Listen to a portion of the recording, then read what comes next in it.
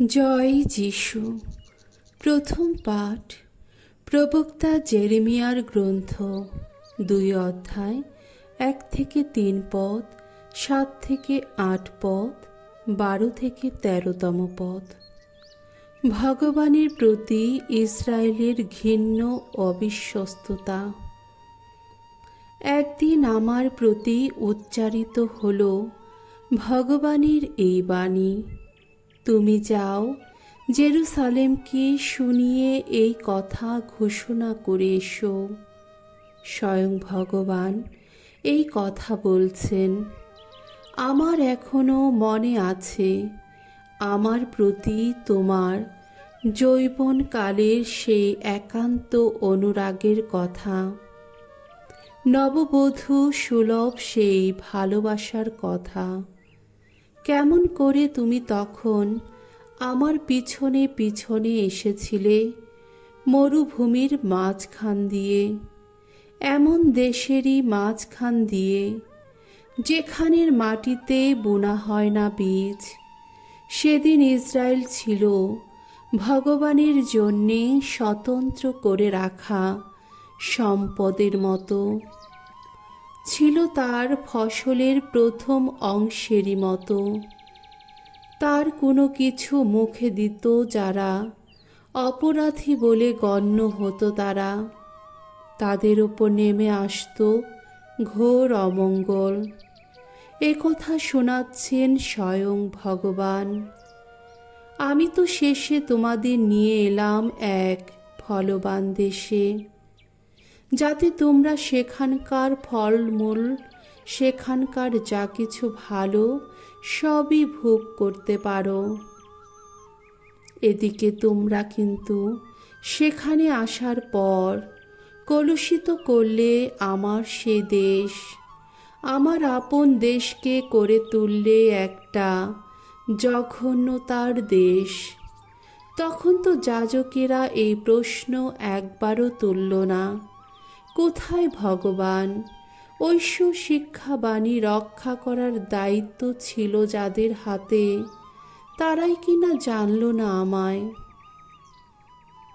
যত গণপালক আমার বিরুদ্ধে উঠে দাঁড়ালো সেদিন, প্রবক্তারা বায়ালের নামেই তাদের যত বাণী শোনাতে লাগলো। তারা এমন সব দেবতারই হলো অনুগামী যারা কোনো কাজেই আসে না। হে আকাশ, অমন কাণ্ড দেখে তুমি বরং ভয়ে বিস্ময়ে বিহ্বল হও, ঘৃণায় শিওরে ওঠো, একেবারে স্তম্ভিতই হও। এ কথা শোনাচ্ছেন স্বয়ং ভগবান। আমার জাতির মানুষেরা এই দুটি অন্যায় করেছে। তারা আমাকে জীবনময় জলের উৎস, এই আমাকেই পরিত্যাগ করেছে, আর পাথর কেটে কেটে নিজেদের জন্যে তারা তৈরি করেছে যত কুয়ো, এমনই যত ফাটল ধরা কুয়ো, যা জল ধরে রাখতেই পারে না। প্রভুর বাণী। ঈশ্বরকে ধন্যবাদ। সাম সঙ্গীত 36, 5 থেকে 10 পদ। ধুয়ো, তোমারই মধ্যে রয়েছে প্রভু জীবন উৎসধারা। ওগো ভগবান, তোমার করুণা সে যেন আকাশ ছোঁয়া। আহা, তোমার বিশ্বস্ততা মেঘলোক প্রসারিত। মহান তোমার ধর্মময়তা, যেন তুঙ্গ গিরির মতো। গভীর তোমার বিচারবোধ, যেন মহা অতলের মতো। ওগো ঈশ্বর, তোমার করুণা আহা কি মূল্যবান। মানুষ তোমার পক্ষ ছায়ে, তাই তো ন্যায় স্মরণ। তোমার গৃহের প্রচুর অন্নে তৃপ্ত তাদের প্রাণ। তোমার অমৃত ধারায় তাদের তৃষ্ণা মেটাও তুমি। তোমারই মধ্যে রয়েছে জানি জীবন উৎসধারা। তোমারই আলোয় আমরা যে দেখি আলো। তোমাকে যারা অন্তর দিয়ে মানে, ওগো, তাদের প্রতি তোমার করুণার রেখো চির অম্লান। সত্য প্রাণ যারা, তাদের সবার প্রতি হয়ে থেকো তুমি সদা ধর্মময়। বাণী বন্দনা। জয় জয় প্রভুর জয়। হে পিতা, তোমায় বন্দনা করি আমি। ঐশ্বরাজ্যের মর্মবাণী প্রকাশ করেছ তুমি। শিশুর মতো সরল হৃদয় যার, সেই মানুষেরই কাছে জয় জয় প্রভুর জয়। মঙ্গল সমাচার।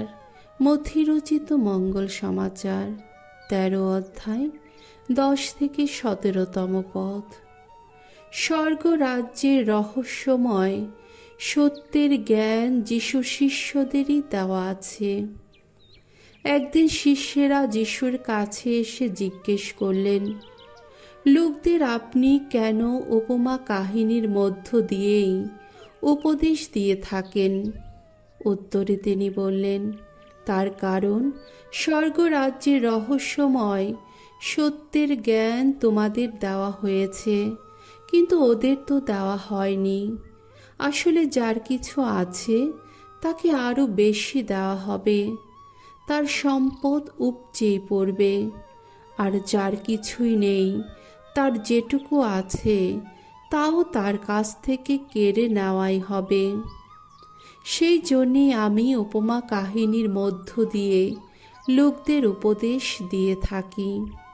ওরা তো দেখেও দেখতে পায় না, শুনেও শুনতে পায় না, আর বুঝতেও পারে না। আর তাই ওদের মধ্যে সত্য হয়ে উঠছে এসায়ার এই ভবিষ্যৎবাণী।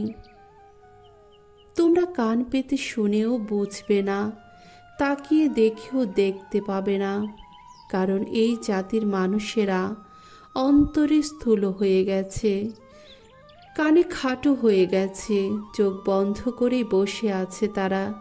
পাছে চোখে তারা কিছু দেখতে পায়, কানে কিছু শুনতে পায়, অন্তরে কিছু বুঝতে পারে, পাছে তারা তাদের মন ফেরায়, তাহলে আমি তাদের তো সারিয়ে তুলতাম। কিন্তু ধন্য তোমাদের চোখ, কারণ তা দেখতে পায়, ধন্য তোমাদের কান, কারণ তা শুনতে পায়। আমি তোমাদের সত্যি বলছি, তোমরা এখন যা দেখছো, অনেক প্রবক্তা, অনেক ধর্মাত্মা মানুষই তা দেখবার জন্যে ব্যাকুল হয়েছিল, কিন্তু দেখতে পাননি। তোমরা এখন যা শুনছ, তা শুনবার জন্যে তারা ব্যাকুল হয়েছিলেন, কিন্তু শুনতে পাননি। প্রভুর মঙ্গলময় বাণী। খ্রিস্ট প্রভু তোমার প্রশংসা হোক।